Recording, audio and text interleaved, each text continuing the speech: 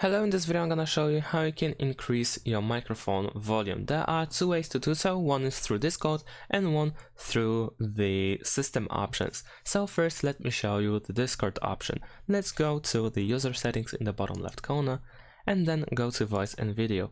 Over here you have input device with the input volume. Over here you can move the slider to the left or to the right in order to increase or decrease the volume of your microphone.